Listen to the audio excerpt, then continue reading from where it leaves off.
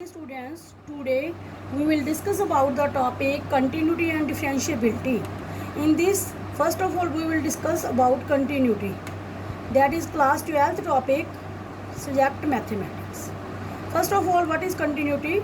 A real valued function is continuous at a point in its domain if the limit of the function at that point equals the value of the function at that point. A function is continuous if it continues on the whole of its domain. Means की हो गया, अगर हमारे पास limit x approaches to c, you can read it limit x approaches to c, F X is a function, F x is equal to F C. अगर हमारे पास limit x approaches to c, F x is equal to F C के equal आ जाती है, तो वो function क्या होगा हमारे पास? कंटिन्यूस. और एक और है इसका, क्लियरली समझना हो तो, if the left handed limit, right handed limit and the value of the function at x is equal to c exist and equals to each other, then f is continuous at x is equal to c.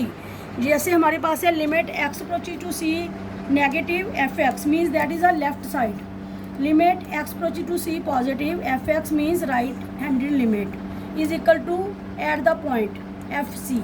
अगर ये तीनों हमारे पास equal आ जाती हैं तो हमारे पास function क्या हो जाएगा? Continuous. Means left handed limit, right handed limit और at the point equal, then the function is continuous. इसको हम न्यूमेरिकल एग्जांपल के थ्रू भी सॉल्व करते हैं. फर्स्ट एग्जांपल जैसे हमें दिया हुआ है, check the continuity of the function f is given by F x is equal to 2x plus 3 at x is equal to 1. तो हम इसमें पहले एक तो x की वैल्यू 1 पुट करके इसकी वैल्यू निकाल लेंगे, एक लिमिट के थ्रू इसकी वैल्यू हम फाइंड आउट करेंगे. सबसे पहले जैसे हम लिमिट के थ्रू इसकी वैल्यू फाइंड आउट करते हैं, जैसे हमें दिया हुआ है limit x approaches to 1 F x is equal to limit x approaches to 1, F X की वैल्यू हमें दी हुई है 2x प्लस 3, ये हमने 2x प्लस 3 पुट कर दी. इसके बाद हमने x की वैल्यू पुट करनी है, तो हमारे पास क्या आ जाएगा? 2 multiply 1 plus 3 means 2 plus 3 is equal to कितना आ गया हमारे पास? 5. ऐसे ही हमने डायरेक्ट 1 पुट करना है, एफ ऑफ 1 निकालने हैं. जब आप इसमें 2x प्लस 3 में 1 पुट करोगे तो ये बन जाएगा हमारे पास 5. इट मीन्स पॉइंट पे लिमिट और उसकी जो लिमिट बनने के बाद वैल्यू है वो इक्वल आ गई. इसका मतलब फंक्शन हमारे पास क्या हो गया बेटा? कंटिन्यूस. तो इसका मतलब एफ एक्स हमारे पास क्या हो गया? कंटिन्यूस. क्लियर? अगर हमारे पास value of the function at the point और वैल्यू पुट करने के बाद इक्वल आ जाता है तो फंक्शन हमारे पास क्या हो जाता है? कंटिन्यूस. एक और एग्जांपल के थ्रू हमने जैसे ये भी पढ़ा है ना, लेफ्ट हैंडेड लिमिट और राइट हैंडेड लिमिट और एट द पॉइंट इक्वल आ जाए तो फंक्शन कंटिन्यूस हो जाएगा. अगर ये इक्वल नहीं आएंगे तो फंक्शन कंटिन्यूस नहीं आएगा. तो इसको हम और न्यूमेरिकल एग्जांपल के थ्रू इसको सॉल्व कर रहे हैं. जैसे हमारे पास ये एग्जांपल गिवन है, is the function F defined by F x is equal to X if X less than equal to 1, 5 if X greater than 1. Check करना भी कंटिन्यूस है at X is equal to 1. इसकी हम solution करते हैं. हमें जो कंटिन्यूस के लिए चेक करना है वो हम पहले भी पढ़ चुके हैं भी, लेफ्ट हैंडेड लिमिट और राइट हैंडेड लिमिट और एट द पॉइंट इक्वल होगा तो फंक्शन कंटिन्यूस होगा. Means left handed limit, right handed limit और एट द पॉइंट इक्वल है तो फंक्शन कंटिन्यूस है.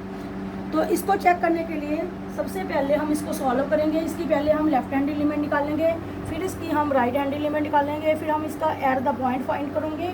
तभी हमारे पास पता चलेगा भी ये कंटिन्यूस है कि नहीं.